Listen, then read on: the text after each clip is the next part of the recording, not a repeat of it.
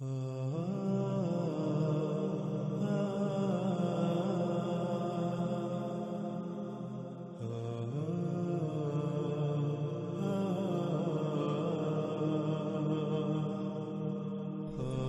رسول اللہ صلی اللہ علیہ وآلہ وسلم نے کہا تھا کہ دجال مکہ اور مدینہ میں داخل نہیں ہو سکے گا۔ گزشتہ ایک ساتھ میں ہم یہ جان چکے کہ دجال مدینہ میں داخل نہیں ہوگا، اور اب ہم بات کریں گے کہ دجال مکہ میں داخل نہیں ہو سکے گا یا دجال مکہ میں داخل نہیں ہوگا۔ دجال مکہ میں داخل نہیں ہو سکے گا، اسے جاننے کے لیے ہمیں سب سے پہلے مکہ کو جاننا ہوگا کہ مکہ کیا ہے، مکہ کسے کہتے ہیں۔ جب ہم مکہ کو جان لیں گے تو انشاءاللہ اللہ کے فضل سے ہم پر سب کچھ کھل کر واضح ہو جائے گا۔ تو ناظرین، مکہ کیا ہے؟ اگر مکہ سے مراد وہ بستی ہے جو کعبہ کے ارد گرد قائم ہے، تو پھر اس کا مطلب ہے کہ عمر فاروق رضی اللہ تعالیٰ عنہ سمیت وہ تمام کے تمام صحابہ رضوان اللہ علیہم دجال کو نہ سمجھ پائے، اور وہ جھوٹے تھے جو ابن سیاد کے دجال ہونے کی قسمیں کھاتے تھے۔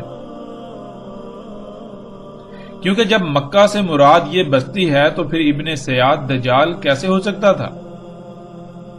اور پیچھے ہم یہ بات جان چکے ہیں کہ رسول اللہ صلی اللہ علیہ وآلہ وسلم نے کہا تھا کہ دجالی اکبر سے پہلے بھی کئی دجال ہوں گے جو کہ انسان ہوں گے۔ تو ناظرین، تو پھر ابن سیاد دجال کیسے ہو سکتا ہے جو کہ یثرب میں ہی رہتا تھا اور مکہ میں بھی آتا جاتا تھا، بلکہ اس کی پیدائش بھی یثرب میں ہوئی جسے آج مدینہ کہا جاتا ہے، اور یہ سب ان تمام صحابہ کرام رضوان اللہ کو علم تھا۔ اس کے باوجود اگر وہ ایسا کہتے رہے تو پھر رسول اللہ صلی اللہ علیہ وآلہ وسلم کے ان الفاظ کو جھٹلانا پڑے گا کہ دجال مکہ اور مدینہ میں داخل نہیں ہو سکے گا۔ لیکن حقیقت یہ ہے کہ عمر فاروق و ابن عمر رضی اللہ تعالیٰ عنہم سمیت تمام اصحاب رسول بھی اپنے قول میں سچے تھے، اور رسول اللہ صلی اللہ علیہ وآلہ وسلم کے الفاظ بھی بالکل حق ہیں۔ اگر کہیں فرق ہے تو وہ لوگوں کی سمجھ میں، کیونکہ لوگوں نے قیاس پر مبنی باطل نظریات کو نہ صرف پروان چڑھایا بلکہ انہیں اپنے ذہان میں اتنا پختہ کیا کہ اور کوئی بات سوچنے کے قابل ہی نہ رہے، اور پھر انہی نظریات کی روشنی میں وہ سب کچھ سمجھنا چاہتے ہیں جو کہ ناممکن ہو جاتا ہے۔ ناظرین، اگر مکہ سے مراد وہ بستی ہے جو کعبہ کے ارد گرد قائم ہے تو پھر رسول اللہ صلی اللہ علیہ وآلہ وسلم نے خواب میں دجال کو کعبے کا طواف کرتے ہوئے کیوں دیکھا؟ یعنی اسے تو مکہ جو بستی ہے اس کے ارد گرد طواف کرتے ہوئے نظر آنا چاہیے تھا، یعنی کہ وہ مکہ میں داخل ہونے کی کوشش کر رہا ہے۔ لیکن جب ہم دیکھیں تو رسول اللہ صلی اللہ علیہ وآلہ وسلم کا جو خواب ہے ہم اسے روایت میں دیکھ سکتے ہیں۔ دجال کو رسول اللہ صلی اللہ علیہ وآلہ وسلم نے کعبے کا طواف کرتے ہوئے دیکھا، یعنی کہ گویا کہ وہ کعبے میں یا اس مقام میں داخل ہونے کی کوشش میں اس کے ارد گرد گھوم رہا ہے۔ پھر ناظرین، اگر مکہ سے مراد یہی بستی ہے جو کعبہ کے ارد گرد قائم ہے تو پھر عمر فاروق رضی اللہ تعالیٰ عنہ سمیت تمام باقی صحابہ جو یہ کہتے تھے ابن سیاد ہی دجال ہے، ابن سیاد کے دجال ہونے پر قسمیں کھاتے تھے، حالانکہ ابن سیاد مکہ اور یثرب میں ہی موجود تھا، وہی موجود ہوتا، اور وہ یہ بھی جانتے تھے کہ دجال مکہ اور مدینہ میں داخل نہیں ہو سکے گا، تو پھر یہ کیسے ممکن ہے؟ یعنی کہ اگر مکہ اور مدینہ سے مراد یہی مکہ مدینہ ہے، یا مکہ سے مراد یہی مکہ ہے جسے آج ہر کوئی سمجھتا ہے، تو پھر کیا عمر فاروق رضی اللہ تعالیٰ عنہ سمیت باقی تمام کے تمام اصحاب رسول جو یہ کہتے تھے ابن سیاد دجال ہے، کیا وہ غلط تھے، کیا وہ جھوٹے تھے، یا انہیں اس بات کی سمجھ نہیں آئی تھی؟ کیونکہ ابن سیاد تو مکہ میں آتا جاتا رہتا تھا، یا پھر وہ اپنے قول میں سچے تھے، مکہ سے مراد وہ نہیں ہے جو مراد لیا جاتا ہے۔ اگر مکہ سے مراد وہ بستی ہے جو کعبہ کے ارد گرد قائم ہے تو پھر پیچھے اٹھائے گئے سوالات سمیت مزید کئی ایسے سوالات پیدا ہوتے ہیں جو کہ لاجواب ہیں، ان کا کوئی تسلی بخش جواب نہیں مل سکتا۔ اور یہ سوالات اٹھانے کا مقصد صرف اور صرف یہ ہے کہ آپ غور و فکر کریں۔ اس حوالے سے جو نظریات قائم کیے ہوئے ہیں، کیا ان کی کوئی بنیاد بھی ہے یا محض قیاس ہی ان کی بنیاد ہے، جو کہ بالکل کھوکھلی ہے؟ اس طرح ناظرین ایک اور سوال پیدا ہوتا ہے کہ مکہ کے نام پر کعبے کے اطراف قائم بستی کا نام مکہ کب، کیوں اور کیسے رکھا گیا؟ کیونکہ آپ کو دنیا میں جتنی بھی بستیوں کے نام ملیں گے وہ کسی نہ کسی شے یا شخصیت وغیرہ سے منسوب ملیں گے۔ جیسے اسرائیل کی ہی مثال لے لیں، موجودہ بستی جو اسرائیل کے نام سے موجود ہے، اس کا نام اسرائیل کیوں ہے؟ اس بستی کا نام اسرائیل یعقوب علیہ السلام کے نام سے منسوب ہے۔ اسرائیل عبرانی زبان کا لفظ ہے اور یہ دو الفاظ کا مجموعہ ہے، اسرا اور ایل۔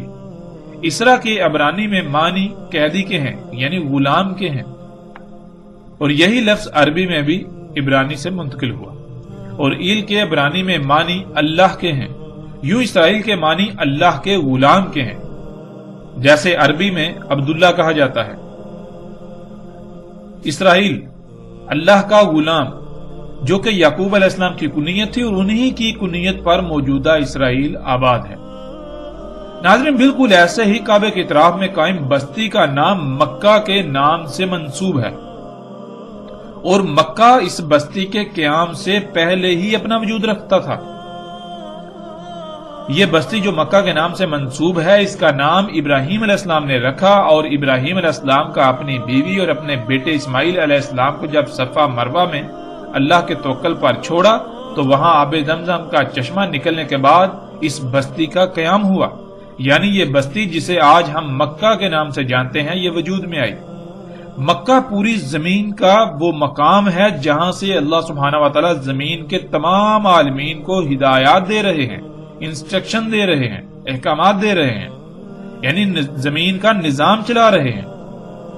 بالکل آسان اور سہل ترین الفاظ میں یہ کہ مکہ زمین کا کنٹرول پوائنٹ ہے۔ اسی کنٹرول پوائنٹ کے نام پر ابراہیم علیہ السلام نے اللہ کی طرف سے وحی کے مطابق اس بستی کا نام مکہ رکھا۔ مکہ زمین کا کنٹرول پوائنٹ ہے، اسے ایک مثال سے سمجھ لیتے ہیں۔ مثال کے طور پر جیسے ایک ٹیلی ویژن ہوتا ہے، یعنی ایک ٹی وی ہوتا ہے، اسے آن آف کرنے، اس کے چینل تبدیل کرنے، آواز کم یا زیادہ کرنے، اور اس میں کسی بھی قسم کی کوئی تبدیلی کرنے کے لیے ریموٹ کا استعمال کیا جاتا ہے۔ ریموٹ آپ کے ہاتھ میں ہوتا ہے، آپ ٹی وی کے مالک کہلائے۔ اب آپ نے ٹی وی کو حکم دینا ہے کہ وہ 1 نمبر چینل کی نشریات دکھائے، تو آپ ریموٹ سے 1 کا بٹن دبائیں گے، یعنی یہ کہ آپ نے ریموٹ کے ذریعے ٹی وی کو حکم دیا۔ آپ کا ٹی وی کو دیا گیا حکم ریموٹ سے نور کی لہروں کی صورت میں نکلتا ہے اور ٹی وی تک سفر کرتا ہے۔ اب پورے ٹی وی میں یہ صلاحیت نہیں ہے کہ وہ اس حکم کو موصول کر کے اسے سمجھ سکے اور پھر اس پر عمل کرے، بلکہ ٹی وی میں ایک ہی مقام ایسا ہے جو ریموٹ سے نکلنے والے کسی بھی حکم کو نہ صرف موصول کرنے کی صلاحیت رکھتا ہے بلکہ اس کو سمجھ کر آگے متعلقہ محکمے کو آگاہ کرتا ہے کہ مالک نے تمہارے لیے فلاں حکم بھیجا ہے، اور پھر ٹی وی کا متعلقہ حصہ یا محکمہ اس پر عمل کرتا ہے۔ ٹی وی کا وہ حصہ یا وہ مقام سینسر کہلاتا ہے۔ پورے ٹی وی میں سینسر وہ واحد مقام ہے جو مالک کی طرف سے آنے والے ہر حکم کو موصول کر کے اسے سمجھنے کے بعد متعلقہ حصے کو بھیجتا ہے کہ اگر آپ نے آواز کم یا زیادہ کرنی ہے تو سینسر حکم کو موصول کر کے اسے ٹی وی میں آواز والے محکمے کو بھیجے گا۔ بالکل اسی طرح وہ ہر حکم کو وصول کر کے متعلقہ محکمے کو مالک طرف سے آیا ہوا حکم بھیجتا ہے، اور پھر ٹی وی میں ہر محکمہ اس حکم پر عمل کرتا ہے جس سے ٹی وی آپ کی ہدایات کے مطابق چلتا ہے، یعنی جو چینل آپ چاہتے ہیں وہ ٹیون ہوتا ہے، جتنی آواز آپ چاہتے ہیں اتنی ہی آواز کم یا زیادہ ہوتی ہے۔ پھر باقی جو اس میں تبدیلیاں کرنی چاہیں آپ وہ بھی آپ کرتے ہیں، یعنی آپ اپنی مرضی کے مطابق ٹی وی کو ہدایات دیتے ہیں۔ ناظرین بالکل اسی طرح اللہ سبحانہ و تعالی نے زمین میں بھی ایک ایسا مقام رکھا ہے جہاں سے زمین کے تمام عالمین کو ہدایات دی جاتی ہیں، اور نہ صرف زمین میں بلکہ اللہ سبحانہ و تعالی نے اس کائنات کی تمام مخلوقات میں ایسا مقام رکھا ہے، جیسے کہ انسان کے جسم میں وہ مقام دل ہے جس کے ذریعے سے انسان کو اللہ سبحانہ و تعالی ہدایات دیتے ہیں۔ تو ناظرین بالکل اسی طرح اللہ سبحانہ و تعالی نے زمین میں بھی ایک ایسا مقام رکھا ہے جہاں سے زمین کے تمام عالمین کو ہدایات دی جاتی ہیں کہ کس کس مخلوق کو کیا کیا کام کرنا ہے، کس کس کا کیا کیا کام ہے، کس کس نے کیا کرنا ہے، کیسے کرنا ہے، کب کرنا ہے، کیوں کرنا ہے۔ پوری زمین کا نظام اللہ سبحانہ و تعالی اس مقام سے چلاتے ہیں اور چلا رہے ہیں۔ خلا سے نور کی لہریں زمین کی طرف آتی ہیں جو سیدھی زمین کے اس مقام میں داخل ہوتی ہیں جہاں ایک کمرہ سا بنا ہوا ہے اور ہم اسے کعبہ کہتے ہیں۔ وہاں سے وہ لہریں زمین میں جاتی ہیں، ان لہروں میں اللہ سبحانہ و تعالیٰ کے تمام احکامات ہوتے ہیں زمین کے تمام عالمین کے لیے، پھر پوری زمین سے لہریں واپس اسی مقام میں آتی ہیں اور وہاں سے خلا کی طرف بلند ہو جاتی ہیں۔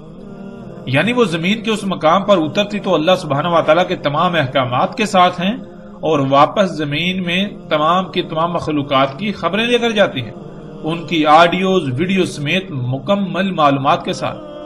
زمین پر اس مقام کو اللہ سبحانہ و تعالیٰ نے مکہ یا بکہ کہا۔ مکہ یا بکہ کے معنی ہے جہاں سے زمین کی تمام مخلوقات کو ہدایات دی جاتی ہیں یا جہاں سے زمین کا نظام چلایا جاتا ہے۔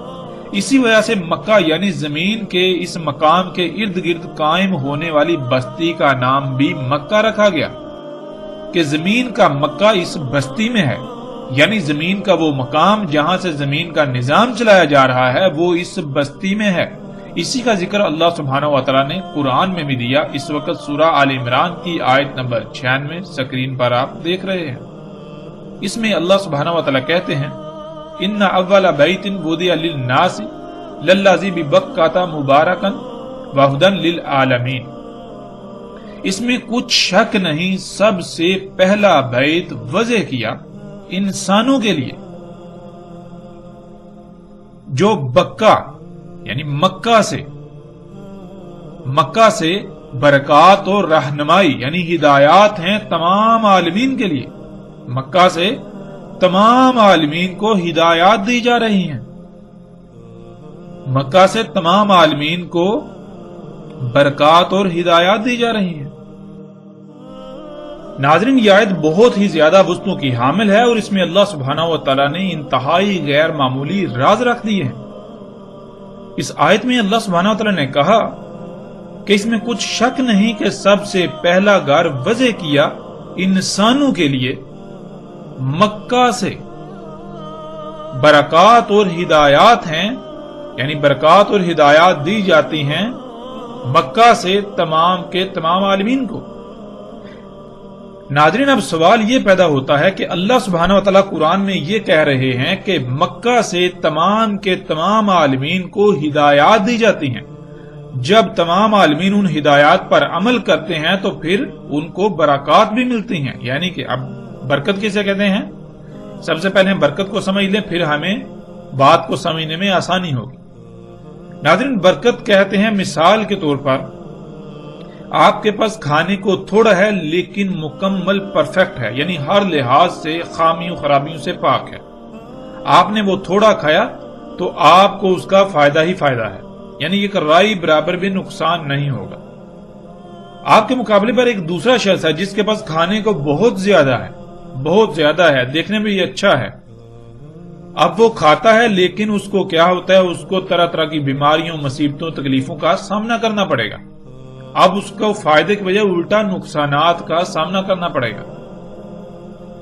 برکت ناظرین کہتے ہیں کہ جس شے کے حصول یا جس شے کے استعمال سے آپ کو فائدہ ہی فائدہ ہو، آپ کو رائی برابر بھی نقصان کا سامنا نہ کرنا پڑے، اسے کہتے ہیں برکت۔ اور جس میں برکت نہیں ہوتی وہ کون سی شے ہوتی ہے جس کے استعمال سے آپ کو فائدے کے بجائے الٹا نقصانات کا سامنا کرنا پڑے۔ تو اللہ سبحانہ و تعالیٰ قرآن کی آیت میں یہ کہہ رہے ہیں کہ مکہ وہ مقام ہے جہاں سے تمام کے تمام عالمین کو ہدایات دی جا رہی ہیں، یعنی ان کی رہنمائی کی جا رہی ہے کہ تم نے کیا کرنا ہے، کب کرنا ہے، کیسے کرنا ہے، جس کی وجہ سے پھر ان میں برکات ہوتی ہیں، یعنی کہ ان کے استعمال سے کسی بھی قسم کی کوئی خامی، کوئی کجی، کوئی کوتاہی، کوئی نقصان نہیں ہوتا، یا ان کے کام کرنے سے کسی بھی قسم کا کوئی نقصان نہیں ہوتا، انہیں کسی قسم کے کوئی نقصان کا سامنا نہیں کرنا پڑتا۔ اب ناظرین سوال یہ پیدا ہوتا ہے کہ اگر مکہ سے مراد وہ بستی ہے جسے آج ہر کوئی مکہ کہتا ہے، تو پھر ناظرین کیا اس بستی سے تمام عالمین کو اللہ سبحانہ وتعالی ہدایات دے رہے ہیں؟ اس بستی سے اللہ سبحانہ وتعالی تمام عالمین کو برکات دے رہے ہیں؟ یہ بہت بڑا سوال ہے، کیونکہ ناظرین اگر وہ بستی مکہ ہے تو غور کریں، اللہ سبحانہ وتعالی کہتے ہیں کہ اس میں کچھ شک نہیں، سب سے پہلا بیت وضع کیا گیا انسانوں کے لیے، للذی ببکہ تھا۔ کہاں سے وضع کیا گیا؟ ساتھ ہی اللہ سبحانہ وتعالی اس کا جواب دے رہے ہیں کہ بکہ سے وضع کیا، یعنی مثال کے طور پر آپ ایسا کرتے ہیں کہ آپ ایک چھڑی ہے اس کو کسی نشان پر یا کسی جگہ پر گاڑتے ہیں، تو آپ کو جب پوچھا جائے کہ یہ چھڑی آپ نے یہاں کیوں رکھی، تو آپ یہ جواب دیں گے کہ میں نے یہاں چھڑی اس لیے گاڑی کیونکہ میں نے زمین کا یہ جو مقام ہے اسے وضع کیا، یعنی کہ میں دور سے دیکھ سکوں تاکہ مجھے یہ علم ہو کہ یہ وہ مقام ہے۔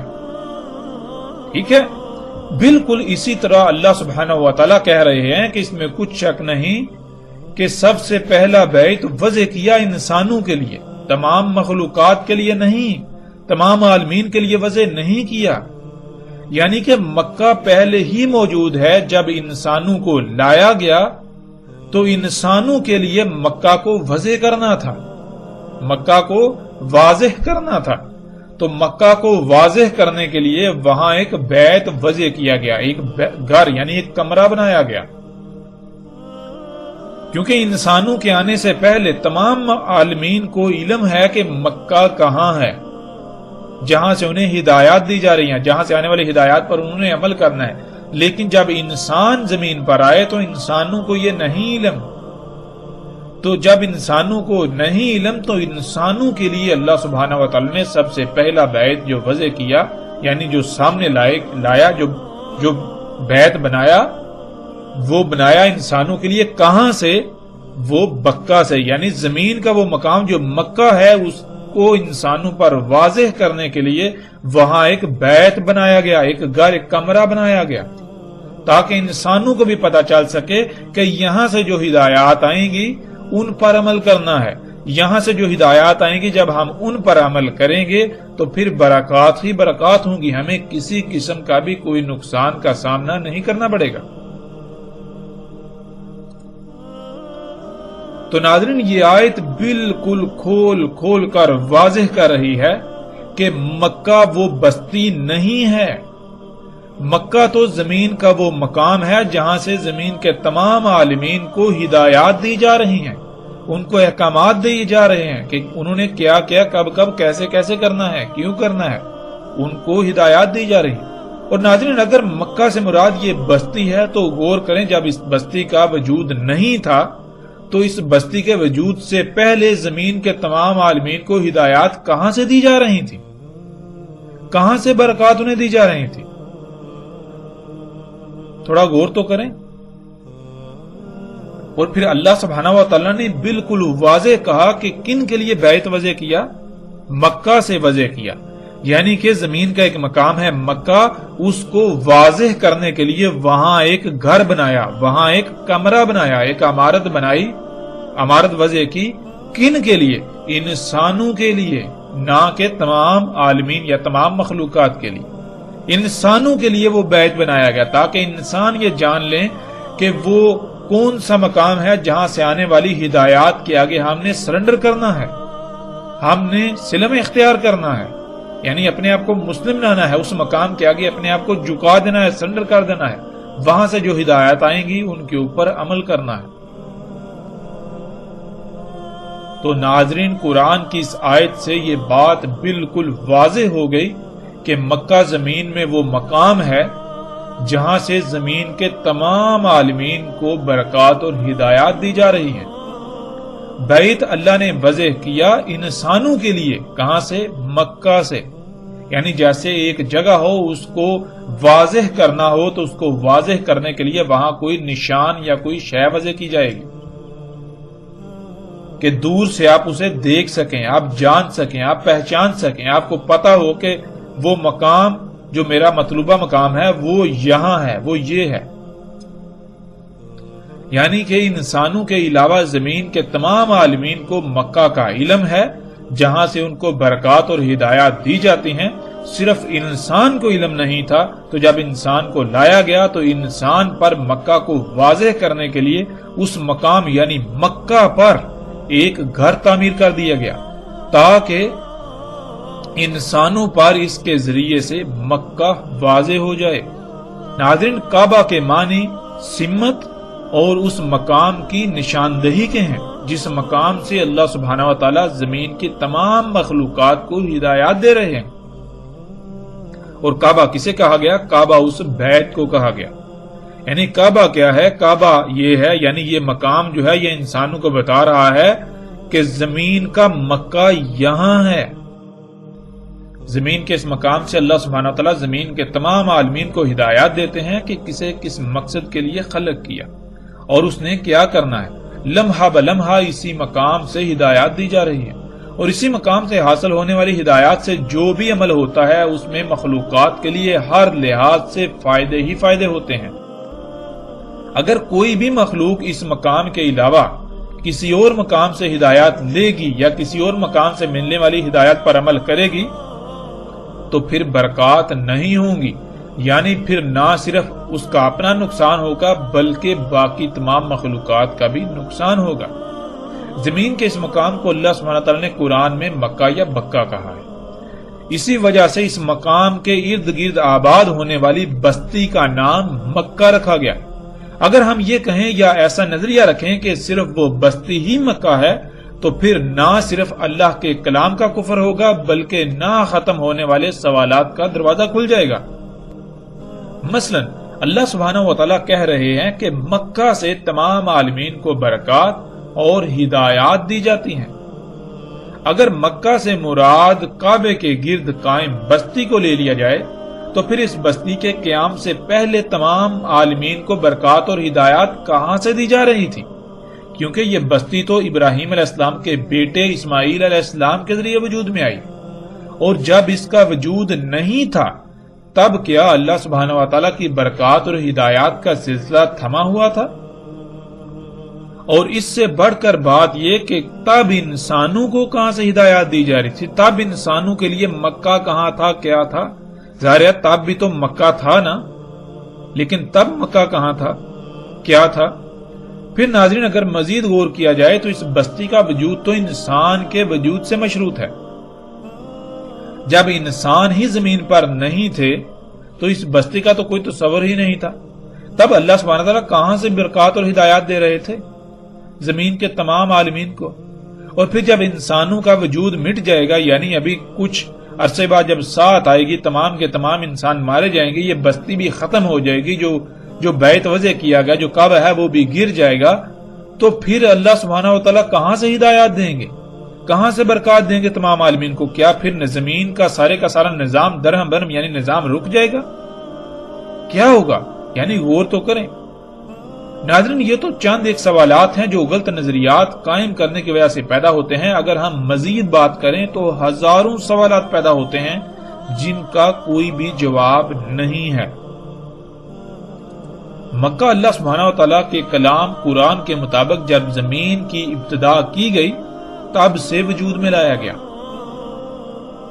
مکہ زمین کا وہ مقام ہے جہاں سے زمین کا نظام چلایا جا رہا ہے، جہاں سے بادلوں، ہواؤں، سمندروں، چرند پرند، جانوروں، پھلوں، پھولوں، درختوں، فصلوں سمیت زمین کی تمام کے تمام مخلوقات کو ہدایات دی جا رہی ہیں، انہیں احکامات دیے جا رہے ہیں۔ مکہ کو انسانوں پر واضح کرنے کے لیے اللہ سبحانہ تعالیٰ نے وہاں ایک گھر تعمیر کرنے کا حکم دیا تاکہ انسانوں پر مکہ واضح ہو جائے۔ ناظرین یہ ہے وہ مکہ جس میں دجال داخل نہیں ہو سکتا، نہ کہ وہ بستی جسے آج مکہ کہا جاتا ہے۔ اگر وہ بستی مدینہ ہوگی تو اس میں دجال داخل نہیں ہو سکتا۔ اگر وہ بستی مدینہ نہیں بلکہ قریہ ہے تو وہاں ظاہر ہے پھر دجال ہی دندنائے گا۔ دجال مکہ میں داخل نہیں ہو سکتا، یعنی یہ کہ وہ زمین کے اس کنٹرول پوائنٹ پر اختیار حاصل نہیں کر سکتا۔ اگر وہ زمین کے اس کنٹرول پوائنٹ پر اختیار حاصل کر لے تو پھر نعوذ باللہ اللہ سبحانہ و تعالیٰ زمین کے معاملات میں بے اختیار ہو جائیں۔ ایسا ہرگز نہیں ہو سکتا۔ اور دوسری بات یہ کہ اگر وہ زمین کے اس کنٹرول پوائنٹ پر اختیار حاصل کر لے تو پھر وہ براہ راست زمین کے تمام عالمین کو اپنا غلام بنا لے۔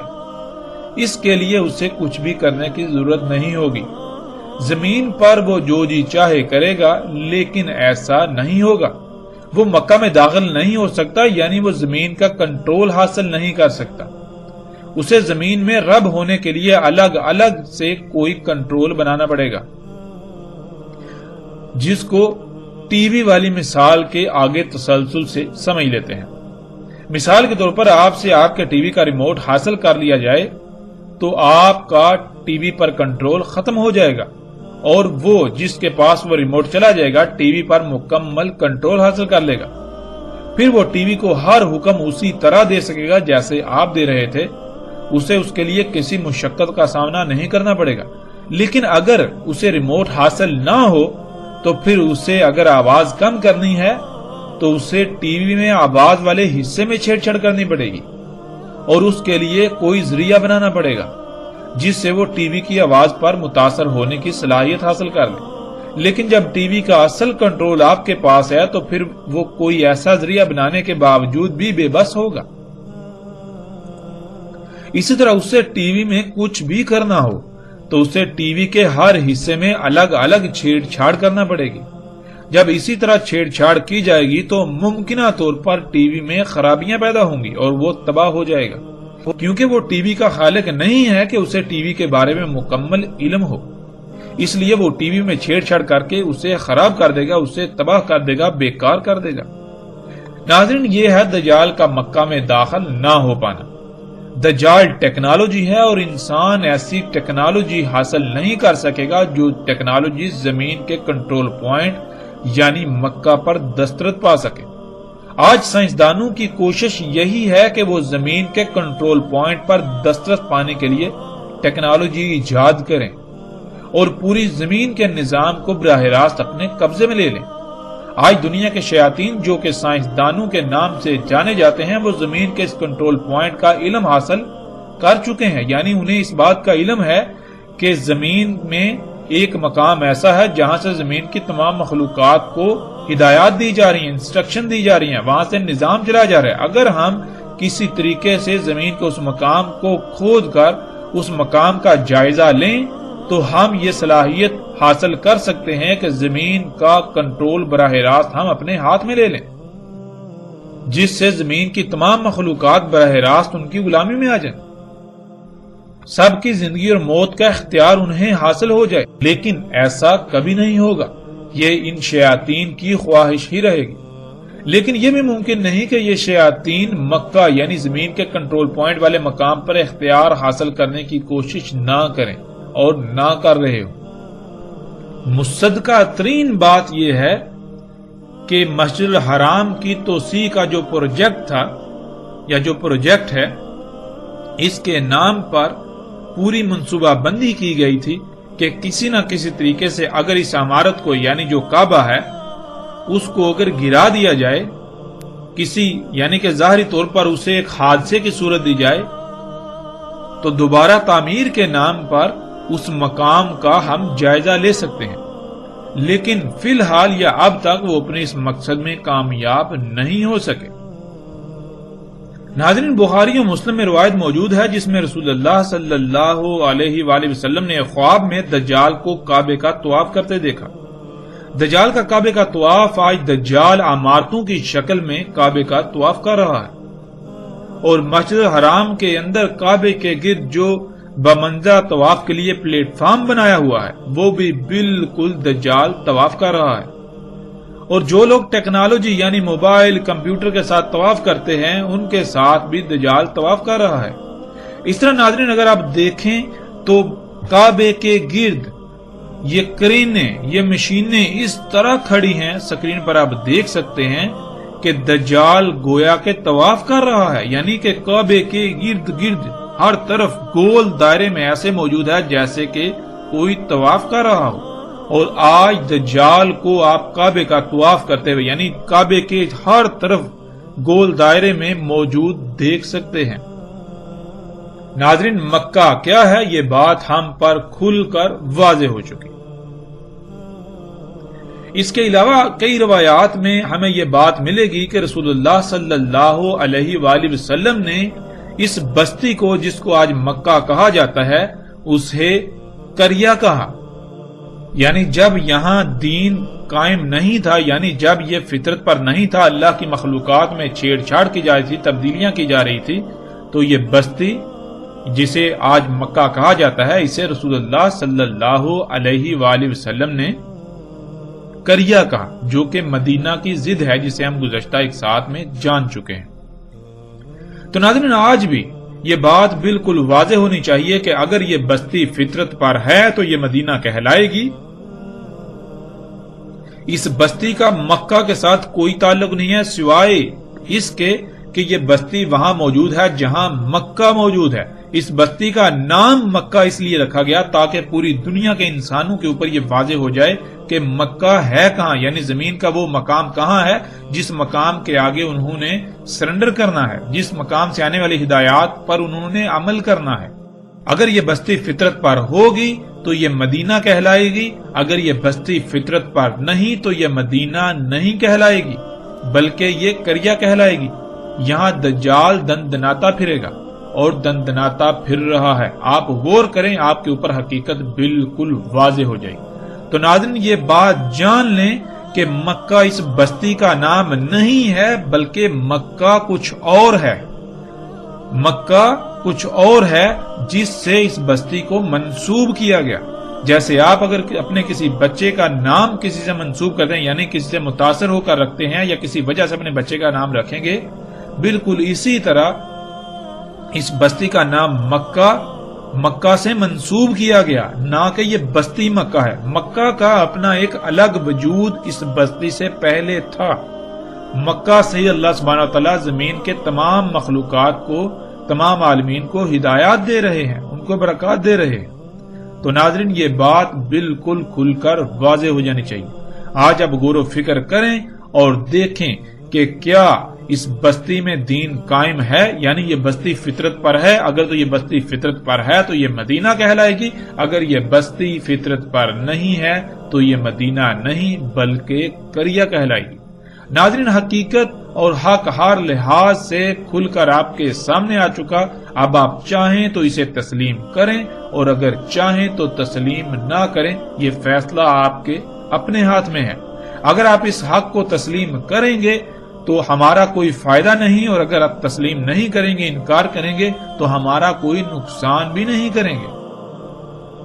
اس کے علاوہ ناظرین، اس موضوع پر جتنی جی چاہے بات کی جا سکتی ہے اور مختلف دلائل اور حوالوں سے اور مختلف پہلوؤں سے اس پر کھل کر بات کی جا سکتی ہے، لیکن ہمارا مقصد بات کو بڑھانا نہیں ہے، بات کو لمبا نہیں کرنا، بلکہ ہمارا مقصد تھا مکہ کو سمجھنا، جو کہ قرآن سے بالکل کھل کر واضح ہو گیا۔